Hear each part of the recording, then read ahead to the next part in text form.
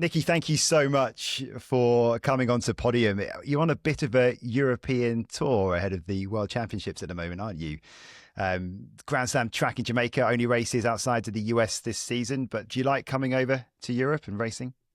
Oh, I love it. Yeah, I was just telling my partner, I think this is my favorite part about being a professional athlete is coming to Europe and racing. And yeah, I feel like I'm a good amount of time into my career, but it still feels so exciting and new, and I still can't believe this is my job. So no, this is definitely one of my favorites, and I really love racing. Like I've had to learn to love training. So I put in a huge training block, and I feel like after USA's, which was a couple of weeks ago, now it's finally time for the fun part of the season, like the racing part. So very excited. Yeah, I'm racing Celestia tomorrow, Brussels next week, and then hopefully those two will get me enough points to be in the Diamond League final in Zurich. Yeah. I mean, by the time this goes out, the next point might be completely invalid, really. But because of your schedule, maybe you've kind of gone under the radar outside of the US in terms of the conversation heading into Tokyo. And I mean that completely respectfully, because as we speak, you're sixth on the 2025 timing list this season, coming off a win at trials. I mean, you must be heading into Tokyo, this sort of stretch ahead of Japan, feeling pretty confident. Definitely. Yeah. I mean, I feel like I'm in a really good place when it comes to like the world stage and competing there because yeah, like you said, I'm kind of under the radar. That might change within the next couple of weeks, but Mm. I'm hoping to run really fast. But I think I feel like I'm really excited for where I'm at. I don't have, I didn't get a medal in Paris. I was seventh. And I feel like I've kind of just worked my way up through each stage of this sport. Like, in high school, I was like, oh, can I be the fastest kid at my high school? And then I, worked my way to being that. And then it was like, okay, could I be the fastest kid in my league? And then county and then state. And then by the time I got to NCAA's, in the collegiate system, I was like, "Oh, I wonder if I could be the best in the US, and I got second twice. So then when I turned pro, that was like my new goal as a pro too, is like, I want to be the best in the US. That'd be sick.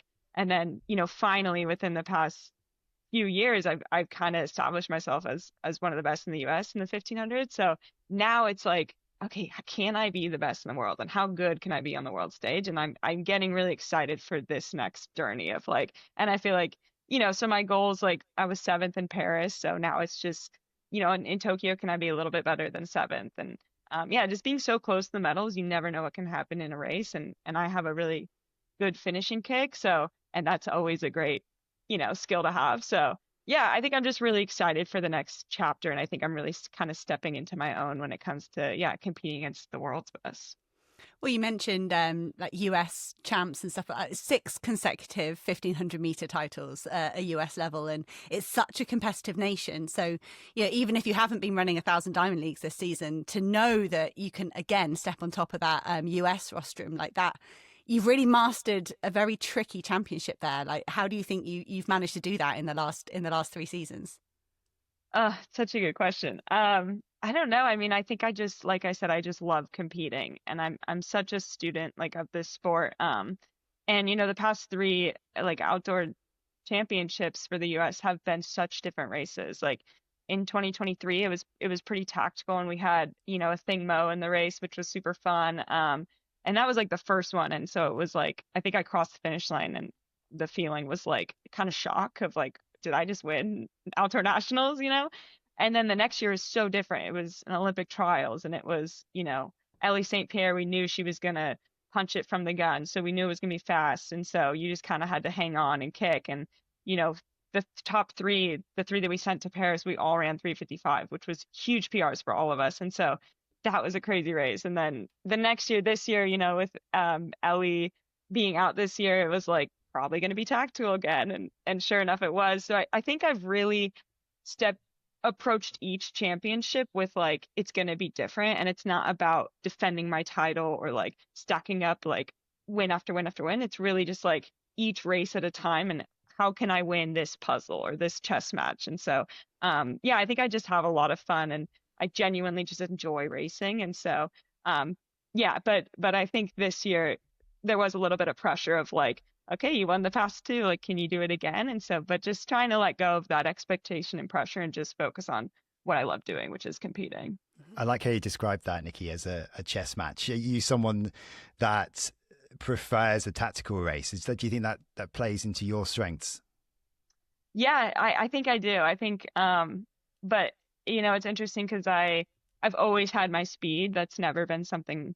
I mean, you have to develop it in order to keep it, but I've never really had to develop my speed. It's just kind of naturally always been there. But what I've really had to develop is my strength. And so in 2021, when I didn't make the Olympic team, I knew it just came down to I wasn't strong enough. Like I always had my kick, but I wasn't there to use it. And so I moved to Flagstaff in 2022, which is at high elevation, and I really dedicated the past 3 years of my life to building out my strength. And so that, I guess, to answer your question, it's like I think originally, like before 2021, like I would prefer a tactical race, but I think because I've spent the past like few years really building up my strength, I was kind of really nervous for USA's. I was like, shoot, this is going to be tactical. And I think if it's a fast race, I can do really well, but like, who knows? And then sure enough, like my kick's always going to be there. So yeah, I think I'm kind of course you can go into a race with a preference. Like, oh, I'd love this thing to be, I would love to jog and then sprint. That's just so fun. But I think I've learned I want to build out all my tools so that when the gun goes off and whatever happens, like I can be competitive no matter what. That's like the sweet spot of being a 1500 meter runner, isn't it? Strong enough that no one can run away from you, and then fast enough that you can kick with anyone. And that's such a cool place to be in. We like to do like hot takes sometimes in some of our episodes. We're pretty new, so we're trying to figure out our things. But my hot take that I think you might like is Julie Benson, most underrated coach in the US. Oh, 100%. Yeah, I agree with that. I mean, Julie, you've been working with Julie for a few months, right? And I've enjoyed watching your whole season, but to then learn that you were working with Julie, for me, was super exciting because she was around. She actually coached Jenny Simpson, who got the gold medal at the World Champs when I got silver. But I knew her before that. She was coaching professional athletes that I'd kind of met and stuff like that. And I just think she's such a slow burner. Like she's always there in the background. And then when she gets to work with people, she just brings out the best in them. Totally.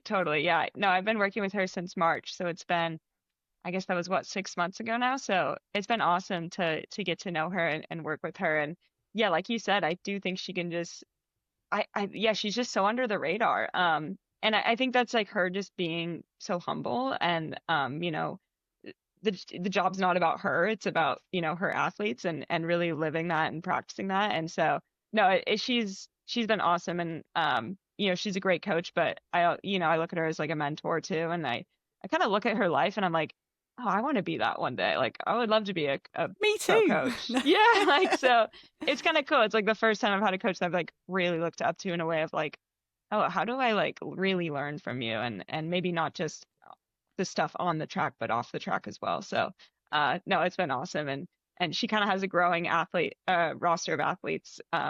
Heather McLean, who's racing tomorrow with me, started working with her very shortly after I did. And we've always been, competitors, but really good friends as well. So it's awesome to now have like some like 1,500 specific training partners. So yeah, it's just been great.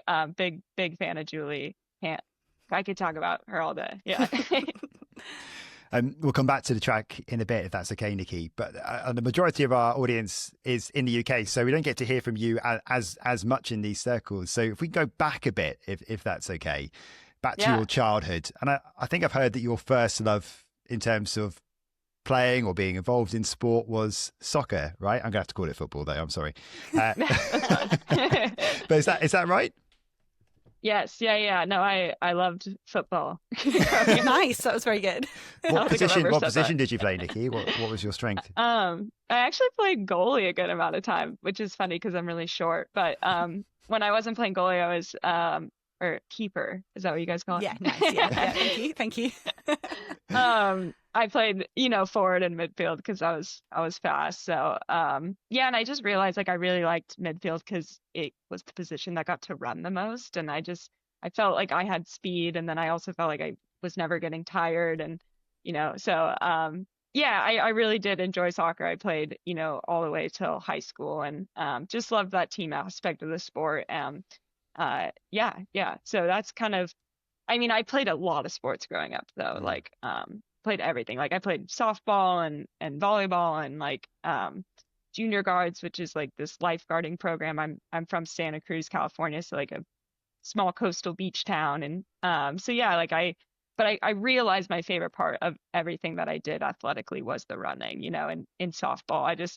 I couldn't wait to get on base because that's when you got to run, you know. So yeah. Yeah. So when did the running start to take over, and when did it start to become a bit more serious as well?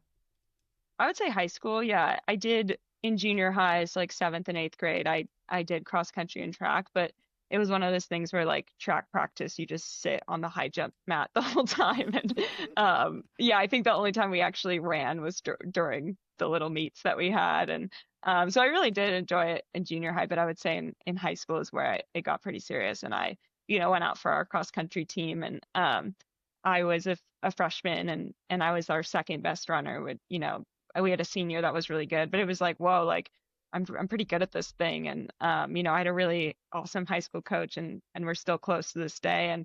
And the next season, so in between cross country and outdoor track was soccer, and I wanted to play soccer on the high school team. And my coach, you know, was like, of course you can play soccer if you want, but like I think you're really good at this thing. And I think soccer, you know, you could get injured. He kind of was just had like a really honest conversation with me of like, I think you could be really good. I think you could go to college. You know, I think you could kind of like, and it was the first time I think someone in my life really was like, hey, you're really good at this. Let's prioritize this if you want. You know, he wasn't like, don't do soccer or anything like that, but I think it kind of was opened my eyes of like, oh wow, someone believes in me. I believe in myself, but wow, this guy believes in me too. And I think it was kind of a moment of like, okay, I'll go all on this. Like, why not?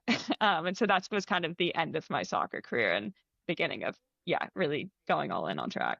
Yeah. As we'll go a bit more into detail about the track in a bit. But growing up, just personally, discovering more about yourself and who you are, what sort of kids were you?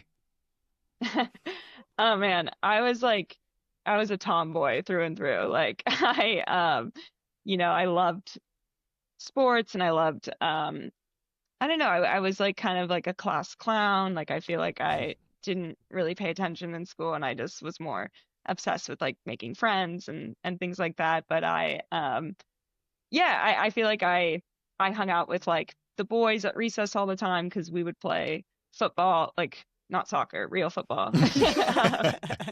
Yeah, like I was just like, yeah, I think a kid that just loved athletics. And yeah, I you know, I am queer, and I identify as non-binary. And so I think I knew that at a really young age that I wasn't like the other girls my age. You know, I just felt like I was somewhere in the middle, like of the two genders. And so you know, I think, and then by the time I got to, it's interesting, like people ask me about like my gender identity and my sexuality. And it's funny because I don't think I realized like I was like when it comes to my sexuality, I didn't realize like I had crushes on girls until like, you know, high school. But I knew gender identity, like I knew who I was at like 4, you know. So and it's kind of backwards because when I came out about my sexuality first and then my gender identity. I don't know. I'm just ranting now, but no, and I understand. You know, I mean, I picture you there as sort of a younger teenager, and it feels like it's the sort of thing that you just find your way, and it's kind of easy. But then there's got to come a point when society expects certain, you know, people start to kind of lift their head up in the playground and realize like, hey, Nikki's playing football with the boys, and I don't know. Does it come a point when yeah, you almost have to kind of face up to it a bit more, and it can't just be that youthful kind of ignorance about stuff. Yeah, totally. I think, you know, I was talking about this the other day with my partner, but it's like when you're a kid, it's the kind of the divide is like adults versus kids, right? It's like you go to a wedding or something and it's like a kids table, you know. Yeah. It's kind of co-ed in a way. And then when you get older, the divide is like gendered. It's like boys over here, girls over here. And I really felt that when I went to high school. It was like, oh, I can't like just hang out with the guys all the time. I have to, you know, I have to like conform to fit in because I don't want to get bullied or I don't want to get like othered. And so I think in high school, it's interesting when I look at like pictures of younger Nikki, like 6th through 10-year-old Nikki like knew who they were, and I look at pictures of myself and I was like, and like, that's me.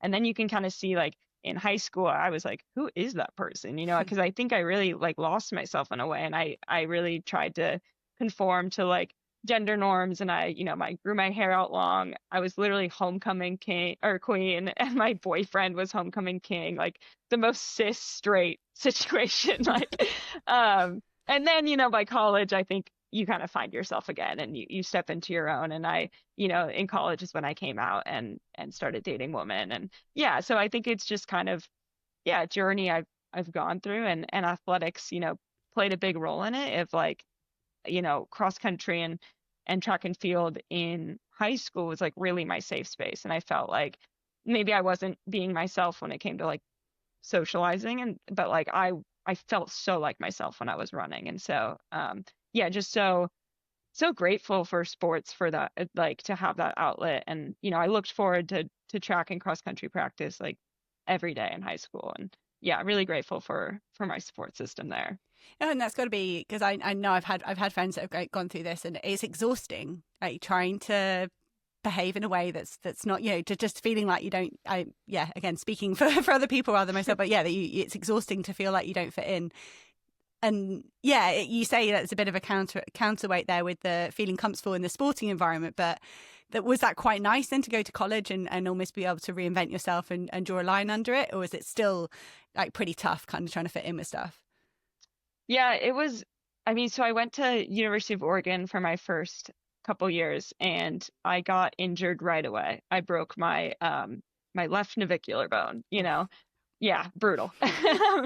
So, and I'm from California, so it was like I was a state away.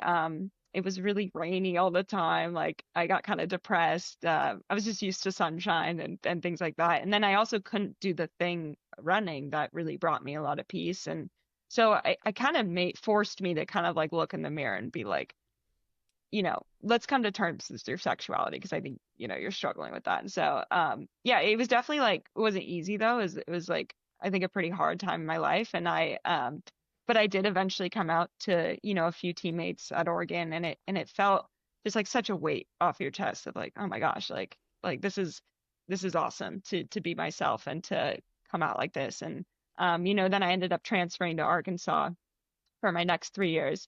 And I felt like I kind of went back in the closet because, Arkansas is in the South, and it's, it's just different political climate. It was also 2016. It was just like a weird time to be in the South. And, but then I started, getting really comfortable with my teammates again. And same thing, by the time I think I was a junior or senior, I did publicly come out. And it was really cool to see like the people, and a lot of my teammates were from Southern states, like Texas or Louisiana or Arkansas, and to just see people show up for you who maybe you think are like, you kind of put them in a box of like, oh, they don't support me, and just to see them really like rally around me. And at the time I was dating one of my teammates. It was kind of both of us coming out together. So it was like, it was really cool and it was really special. And I think, when I think about my coming out story, I'm really grateful for it. And it's almost like, I wish I could do that again, because that felt so good to be seen. And, when you're vulnerable with someone, like, I think that's when you can really get close. And I think that's why so many athletes are so close to their teammates, because running is such a vulnerable thing to kind of put your goals out there and then do a really hard thing. And you kind of just, I don't know, for lack of a better word, you kind of trauma bond over it. Oh, you do. Yeah. Yeah. So I just felt really close with both my teammates at Oregon and Arkansas. And I don't even know what the question was, but no. Just telling my life story. We want to hear it. Because looking from the outside, it feels like, I don't know whether you feel the same way, but it feels, watching the journey, it feels like you're constantly peeling off layers. It feels like maybe you're feeling more and more like yourself as those years have gone on. Because before you came out as non-binary in 2021, you've already been very successful in college, a number of NCAA medals. You'd already become Pan Am Games champion, right? I think as well. Yeah. So how much of you at that point felt that you'd sort of been suppressed personally? Because you've got over the sort of, like you said, you sort of went back in and came out again, and then, but you still weren't completely feeling like yourself. So when did you start to feel like you were a bit more you? Yeah.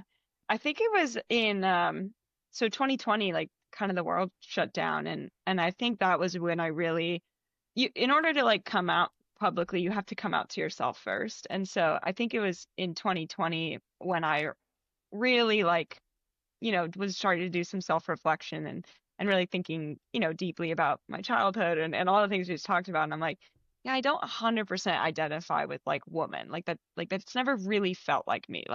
And so I think it was kind of really the pandemic that kind of stopped everything. And I think everyone to a certain extent, yeah, just a lot of people changed careers or started families, or just like it kind of just sent my life in like a different direction in the way that I think it affected a lot of people. But yeah, so I think it was 2020 when I really like came out to myself and then started, telling people, explaining to them what non-binary meant, telling my parents what that meant and how I think that that's me, and telling my partner and telling close friends and teammates. And so yeah, and then come 2021, things are back. It's all of a sudden an Olympic year and things are back.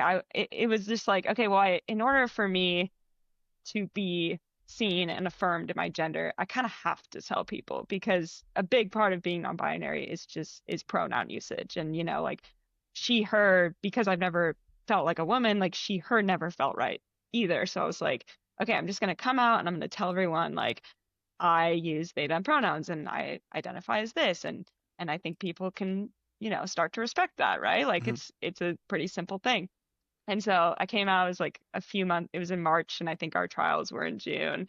Um, and a lot of people did, step up and try to start using they them pronouns. And it was really awesome to see. But I think there was a lot of backlash that I was met with that I wasn't ready for.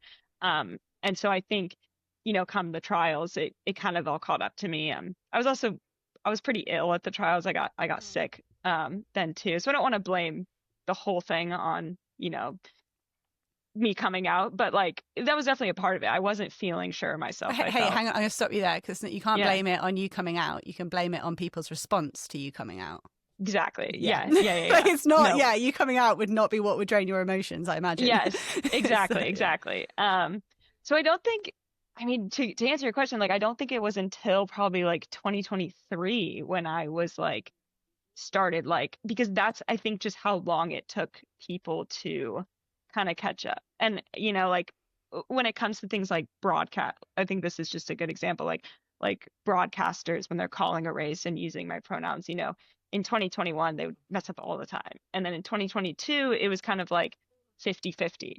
And then by 2023 it was like Kara Goucher did not get it wrong at all ever. And it was like, okay, this, like it just brings so much joy. I'm like, okay, we did it. Like change takes time, and it's, I if I could tell 2021 Nikki anything, it'd be like, hey, it's not going to happen overnight, but like give people time and keep educating them and be patient, and like people will get it right. And so I think once, and then I was also going on my own journey to like be cool with myself, and so yeah, I would say by 2023 I was really stepping into my own, and I'm like, I'm here, these are my pronouns, and people are respecting them, and I'm winning, so you can't ignore me, right? You have to use them. So I think, yeah, that was kind of the yeah, I guess the progress to get to where we are now. No, and there was one thing I just want to go back slightly to that 2021 situation, and it strikes me it's kind of harsh that you have a kind environment in COVID to, like you say, sort of be able to calm down. The world slows down. Yeah, it must have been a bit of whiplash to kind of come back in and everything get going. Yeah, I don't know, like you say, maybe not, you weren't ready for that negative backlash, but like I also followed the story of your partner Emma and her coming out in her community and her environment. Like how much courage did that give you that you could do what you were trying to do? And yeah, I just think like to have someone like that in your corner that's been through something so similar as well, like that must be, yeah, I mean, tell us, for the audience, tell us more about like Emma and her coming out, because that was extreme for her as well, right? Yeah, totally. No, Emma was one of my biggest like inspirations. So she went to BYU. She grew up Mormon, went to Brigham Young University, the LDS school in the United States, and she came out as bisexual, I think her junior year. And I remember reading that, I think it was in 2019, and I remember reading that article. It was like a big Out Sports article, and I was like, wow, like this girl's so brave, and I think then, we started dating in 2020 and, yeah, just hearing more about her story and her journey and her family and just everything that she had to go through. I was like, wow, like if Emma can do that, I can show up and be myself. Cause, I have a super supportive family. Like I have, teammates and coaches and things like that do love and support me. Whereas like I think a lot of queer people, like especially ones who come from, more religious background, like really don't have that. And they are a lot more isolated. And I'm like, okay, I'm gonna lean into my support because if anyone can do it, it's me. And Emma was yeah, she's just like such an advocate through and through and um really isn't afraid to stand up to people and things. And I think it might surprise people to know, like, I am not like that. Like, I hate making people uncomfortable. Like, I'm a people pleaser through and through. Like, it's really hard for me to correct someone when they get my pronouns wrong. And so just, I don't know, just like learning through Emma, I've learned so much and I've grown so much in that space to like, yeah, take up space. And it's okay to correct people, and that's how you make change and progress. So yeah, I just look up to Emma a lot, and yeah, she's just a badass. It's like you should never meet your heroes. I mean, let alone date them, right? That's just Yeah. But I was going to say, I feel like an affinity for you. My husband is a steeplechaser. Oh, nice. I personally, I don't think there's anything more terrifying than watching someone you love and care about do a steeplechase. I hate it. Those barriers, you're just the emotions. Because I heard you talk on Ali on the Run about competing at the same time as Emma competing. And I used to have that with my husband. Like I'd watch out the corner of my eye. Like I couldn't fully, I'd be fine for 2K. And then you'd start worrying about the next 5 barriers and what was going to happen. So yeah, my heart goes out to you, like having to do a nationals together. It was the worst. I hate it. Yeah. Because it's like so much can go wrong. Yeah. Oh, no, it scares me. Yeah. No, but Emma she's qualified for the past 3 nationals in the US and yeah, she's a steepler. And this year was really special because she made the final for the first time. And no, it was really awesome. I think that's the other part of Emma that's so great. We're training partners. She's also working with Julie Benson, and so we're on this journey together. And maybe my goal is to be top 3 at nationals, and her goal is to make the steeple final. But it doesn't change anything. Everyone's journey, no matter where you are, is worthwhile. And so it's fun to go to Eugene every year and both have big goals that we're chasing, and to just be in it together is really special. Can I go back to asking about the backlash, Nikki, and how you sort of dealt with that, and how sort of times changed? So it must have felt like quite a long time ago since you came out as non-binary, but also feels like it's gone very quickly over that time. And in the UK, we don't really have the differences of how people behave. It maybe isn't quite so wide in terms of, in the US we go state to state. It could be very, very different in terms of reactions and what you get. There's a lack of understanding and education generally, though, I guess, across generations. You seem to be very good now at being able to brush things off with, I don't care what people say. I love the whole comprehension. It's not about comprehension, it's about compassion. But when getting to that point, was that easy? At first, did you find that quite? Yeah, exactly. So how long? Not at all. How long did it take you to sort of have that mindset instead? Yeah, I think it's just a journey. Like I think even now, I don't even want to sit here and say, oh, it doesn't bother me. Like I don't care. Like it sucks. Like I'm a human, and I don't like when people are mean. But I think I've just kind of realized like it's kind of the same.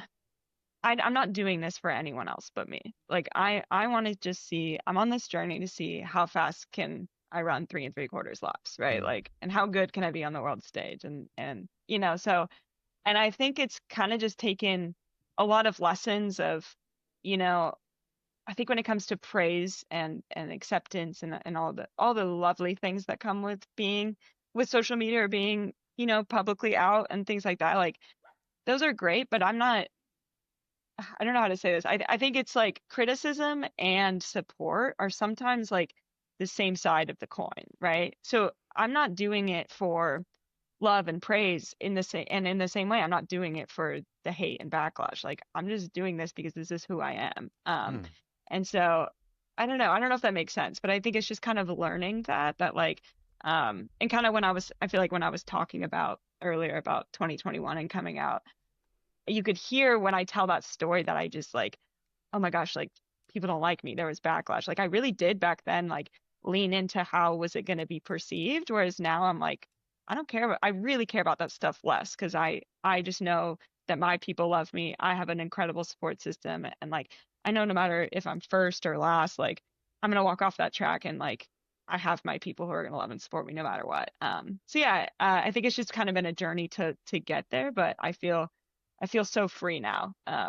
Yeah. Yeah, I don't want to bring it down because it's a joyous thing that like what you're doing, what you've done, and you know, you're a massive role model as well. But I mean, we can't really ignore the political side, and also the fact that, you know, when it comes to trans, non-binary, it's weaponized by the right. Okay, and what makes me really angry is that sort of critical narrative around it, and sort of treating everyone and every situation the same with a complete lack of understanding. And you know the people we're talking about. We don't have to name names; they're in and out of the sport. But no matter what you say, it seems that there are some who just don't have any willingness to listen, to learn, to understand. That is frustrating. But you can't win that battle, can you? Do you think? Totally. I mean, yeah, like I'm not really interested in having conversations with people who aren't interested in learning. You know, like I feel like I said this on the Alley on the Run show, but like I'm not doing it for I'm doing it for the people like in the middle, right? Maybe someone just doesn't know what the word non-binary is, and I'm for the first time I'm a representation of what that is, and it's like, oh, okay, you know. But yeah, I think you just kind of have to hope that it is possible to change one heart and mind at a time, and if I can't or I don't, like that's fine. That's not my battle. Like, yeah. So, but I do think it is really cool the progress like I've seen, and I've seen people who, you know, like I said, I think I put people in boxes of like a lot of track and field is a lot of old straight white men, you know, like at these meets and things, and I kind of put them in a box of like, oh, they hate me or they don't, and like sometimes those are the guys that are like the most like, I don't know, accepting, and I use they them. It's like, wow, like, so I don't know, but yeah, it is a really weird time to be a trans person, especially in the US, especially with everything going on. And but yeah, I think I would just encourage people to educate themselves. You know, even just Google what the word transgender means. You know, a lot of people are like, you're not trans, like you're a female competing against females. I'm like, okay, well, the definition of transgender is someone whose sex they were assigned at birth doesn't align with their gender identity. And like that's me, because I was assigned female at birth and my gender identity is non-binary. That's not cisgender, that's transgender, you know? So even just things like that. And then yeah, it's truly just not that deep. Like I'm just someone who wants to, when you refer to me, don't use she, her, use they, them. Like that's it. Like, you know, and if you can't get there, then like I can't help you. And also like I don't really care to be friends with you. Like, you know, and yeah, back to your point, like I do say this all the time of it's not about comprehension, it's about compassion. Like if someone's like, I don't get it, I don't get it. Of course you don't get it. You're not me. Like you're not in my body. You don't know what it feels like. But I actually don't care. Like I just, you know, I use the example a lot of someone named Michael, you know, but they want to be called Mike. You know, you don't go, I don't understand why you would want to be called Mike. Like your name's Michael, right? You just call them Mike. And so, yeah, it's the same thing. No, and I always think, you know, someone gets married and they change their name. Like it's not a big deal for people to start using their new name. Like it's because they would prefer to be known as that. Like it's not. And I think, you know, when I see the progress of what you've gone through, and I can see that balance shifting from positive and, you know, perhaps being able to see all those people you've inspired and pull along those people that we're in the middle and educate them. And it angers me that like the queer community still has to deal with that just because they're becoming smaller, that there's still that anger and that vitriol against the queer community. It's crap that you guys have to deal with it. And I think people that put themselves out publicly like you are so brave, but not everyone that puts themselves out publicly then has to go and deliver physically like you do. And we all know if you have a bad week, whether you're nervous, whether something happens with your family, anything that happens, it detracts from that physical performance. So totally. I just think like what you've been able to deliver physically whilst balancing that ongoing emotional load of kind of bearing this, you know, coming out and being a spokesperson, like I think it's incredible. I think I don't think that should be like undervalued, that you then, I know it's hard for anyone in the public spotlight, but to do something physically off the back of all that is it's just so impressive. Oh, thank you so much for saying that. Yeah. It's not easy, but it's worth it. Yeah. Wow. Well, I'm sure there is a whole ton of people different ages and that think it's worth it because they will look up to you. But I just want to touch on 2024 and it being Olympic year, because that's a whole nother level of exposure for sport and the people doing the sport. Like, did you feel ready for sort of the new scrutiny and the new attention that came with you and your non-binary status in that Olympic environment? Yeah, I mean, it was a lot. But I kind of, at the start of the year, I feel like I really prepared. Like I just kind of knew it was going to be, because it was like, I just remember the trials in 2021 being so much. And I was like, you know what? I'm going to do everything possible, like on the mental side, to be really ready for this Olympic year. And so, I actually started working with a sports psych for the first time. I like feel like I journaled more than ever that year. I just really I meditated. I had like this crazy meditation streak going, which I know that's not the point of meditation. But I don't know. I feel like I'm an athlete. Like I like boxes I can check. You can't take the training program out of you, even if it's for some Zen medication. Yeah, exactly. And I think that I really went into the trials with I felt just really prepared physically. Like I was in really good shape, but I felt really prepared mentally too. And then of course when I made the Olympics, it was, it's the one time every 4 years where like the rest of the world is watching, and so I do feel like I got a lot of exposure and followers and things like that. But a lot of the reaction was like really positive, and so that was really helpful. But it was just, and I went into Paris, my goal was to run 3 1500s that I was really proud of, and my second goal was to have fun. And I don't think there's anyone in Paris that had more fun than me. I did the opening ceremonies, I did the closing ceremonies, I did the apple dance with Tara right before, she long jump, and I did the 15 semifinals. So I just really I was like, this is my Olympic experience, and this is my first, might be my last. I don't know. You never know with this sport, so I'm gonna take it all in. And so, I just had a ton of fun, and Well, and you just, the way you could see you on social media when you were in Paris, it definitely looked like someone that was living their best life. Was it also everything you dreamed of, Nikki, the Olympics? I mean, it's one of those things you must have thought about for decades. Yeah.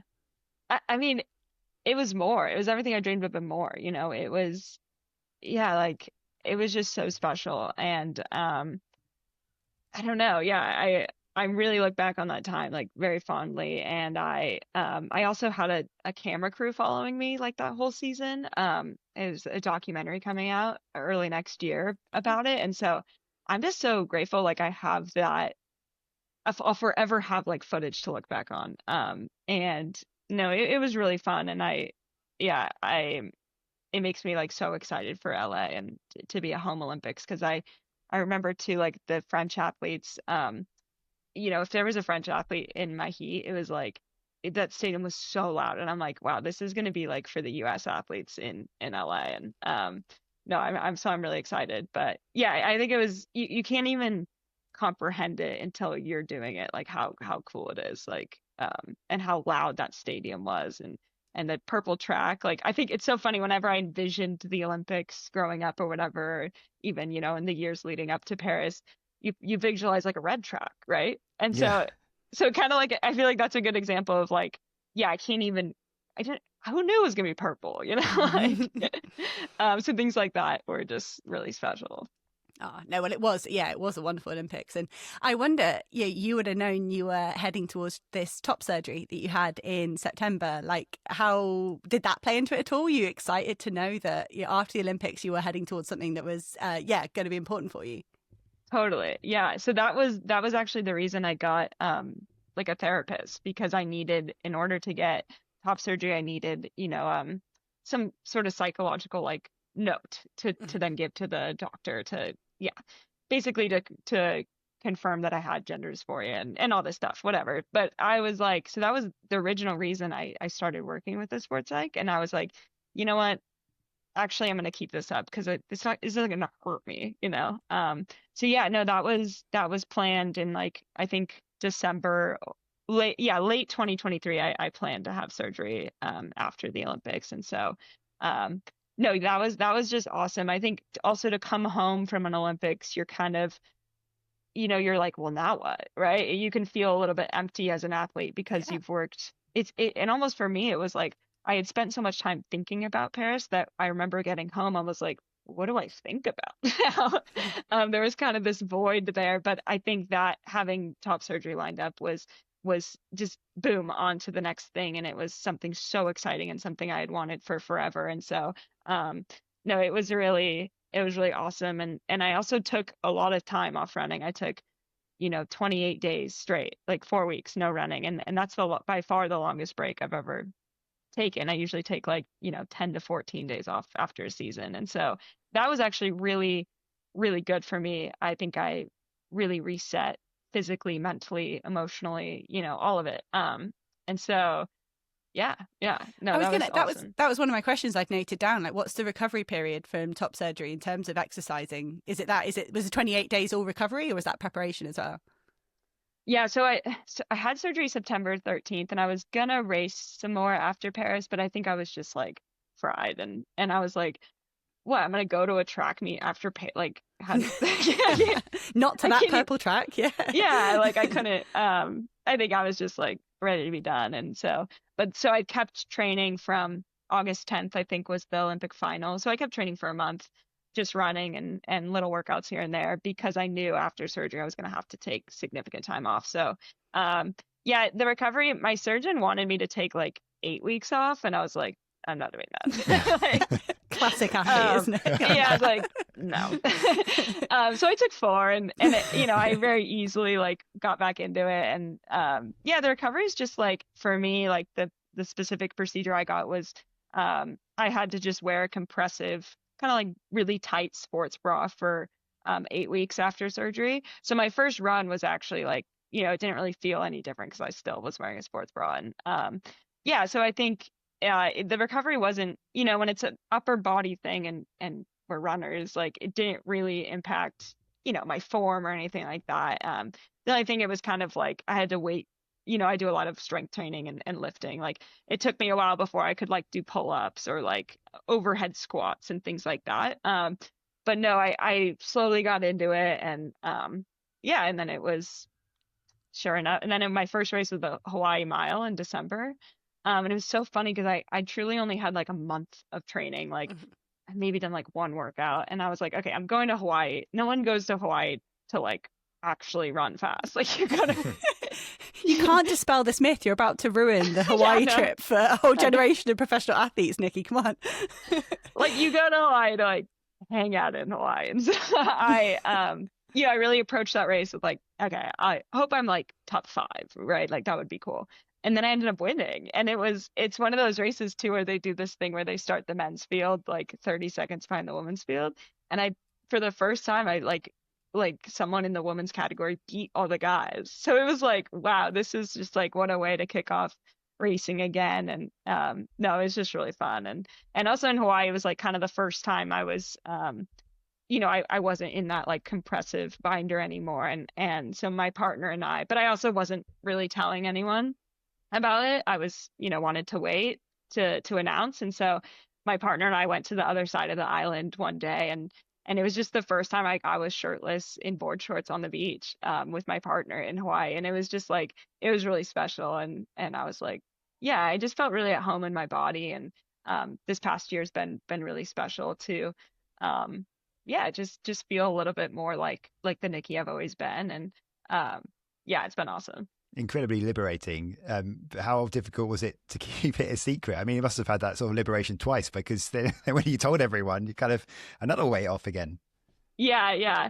I think it was, you know, I think I learned a lot from 2021 when I came out about my gender identity of like, I'm going to come out when I'm really ready. I'm going to share this when I'm really ready. And it kind of, you know, there was some swelling and things like that where, so I was so happy I got the surgery, but I wasn't 100% stoked with like how it looked yet. So I'm really glad I waited until like I was at a place where like, no, I really like my chest and I don't care what anyone has to say about it because that's the most important thing. And so, yeah, I think I'm really proud of like my growth in waiting. And I think, Yared Nuguse is like his example of his coming out post was also, it was really like validating for me because his coming out post, it was so casual. It was like, hey, this is my boyfriend and we've been dating for a year. Yeah. And it's like, I love it. yes, Yared. Like, yeah, like, and so I kind of was like, yeah, that's what I'm planning on doing too. And, yeah, I think, but no, it was just like a fun little secret. And, yeah, I don't know. It was just like, yeah, I'm really happy now. And the response, I announced last week and, yeah, the response has been great. And also this is a big part of the documentary too, is like, so they obviously filmed, my lead up to the Olympics and the trials and all that. But another kind of subplot to the movie is me going to doctor's appointment and talking about top surgery and which one do I want and the timing of it all. And so I announced because that's the end of the movie was we've just filmed last week the very final scene and essentially the final scene is like me hitting post like hey I got top surgery and so it feels really full circle and I'm just excited for to get it off my chest, if you will. It's like the best pun, isn't it? We're looking forward to seeing it. Can I ask about maybe just finally on the documentary? On this? It would be awesome. Yeah, it will be. Yeah, because just finally on this sort of theme, I quote something back to you. So if you don't want to answer it, that's absolutely fine. But you spoke about dreaming of the Olympics. You said you also dreamt of being able to take testosterone, grow facial hair one day, and your profession means you can't do that. But you have to stay within the rules, don't you? So do you feel like still you're still being able to live life truly as you want it to be? I feel like I'm just slowly taking like more and more steps to feel like myself. And I think I said that like once in an interview. We've done it. We've taken it. Totally fine. It's bad, isn't it?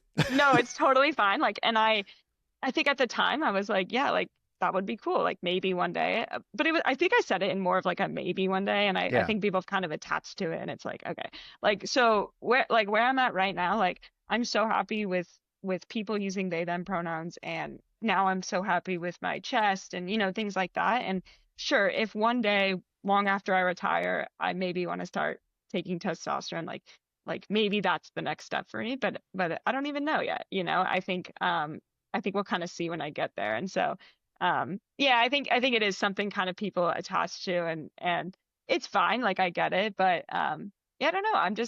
I think gender is a journey. And like, I think I'm just really happy in my skin now and we'll see, but it feels weird that I even have to clarify this, but like, I'm never going to start taking testosterone like while I'm competing. Like I want to see how good I can be in this body and like these hormones and, because I do get a lot of comments of like, oh, like they're on testosterone. That's not fair. And it's like, I'm not, I would. We know you never would.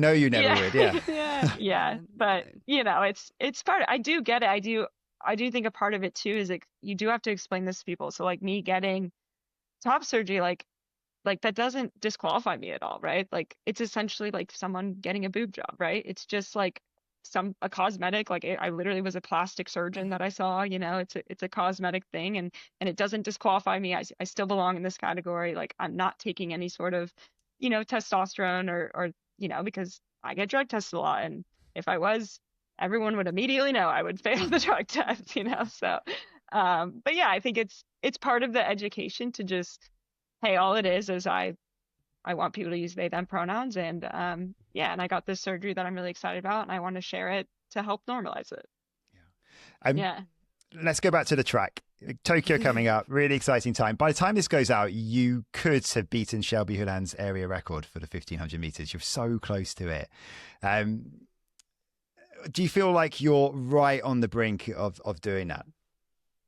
Yeah, I mean, of course that American record is in the back of my mind, but I don't even want to limit myself to that. Like, I think when I ran 355, like I went from 359 to 355, and I think like where I'm at training and, like, I think I'm ready for another big breakthrough. So, of course, like, you know, it'd be awesome to get that American record, but I'm looking past it, and I'm looking for yeah, like low 350s, because that's what it takes to be really competitive on the in the 1500 right now. So no, I'm really excited for these next few races. Like tomorrow in Silesia, it's going to be a fast one, and you know, yeah, I think I'm just going to put my nose in it and see how fast I can go. But you know, it's also one of those things where I think if you go into a race focused on a record, like for the longest time, I really wanted to break two in the eight, and I went to every race, every 800, like I want to break two, I want to break two, like two, and the only time I broke two is when I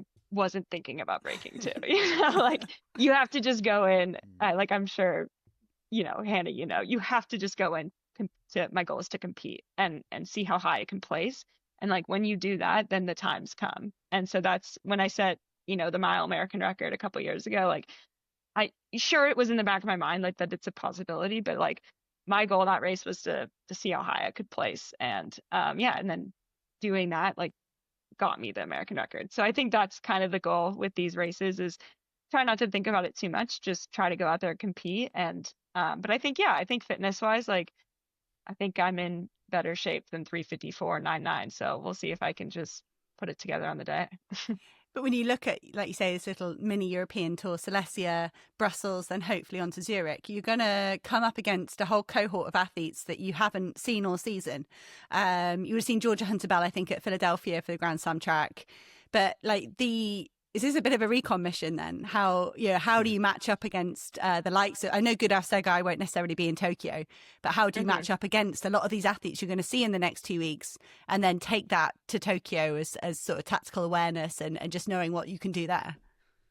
Yeah, no, I'm really excited. I mean, I think one of the first things, like I said, after Paris was I just got to get more experience on the international stage. You know, like I can kick and I have a lot of gears, but so can everyone else on this, you know, stage. So now it's about, okay, how do I race these people? And so I think this year that was a big goal. And I talked to Julie about it and she was on the same page. And so I think like Grand Slam track, like racing Jess Hull and Wolteji like at 3 times in 6 races, like was really awesome because yeah, like those are the people that have the medals and those are the people I'm trying to beat. And so to have that early season experience, you know, I don't think any of us were in our best form, but it was just fun to like be in tactical races with them and learn their race strategies a bit more. And then yeah, so and then pre was awesome. Like it was a fast one. And but yeah, so I'm really excited for these next 3. And I think I'm gonna go into Tokyo like really race sharp, which is exciting. And yeah, we'll see. I'm just excited and yeah, I just feel like there's a lot of really good opportunities in front of me. So I want to capitalize on them. We spoke with Marco Arop about Grand Slam track and that lack of pacemakers, and it feels like and with him as well, he's going to be able to do some of these Diamond Leagues. He has done some Diamond Leagues as well around those non-pace-made races. It feels like a season where you could do every learning experience rather than being trying to hunt out those tactical things that might only happen at the champs. Like you could have one of the most well-rounded seasons, you guys that have done Grand Slam track and the Diamond League.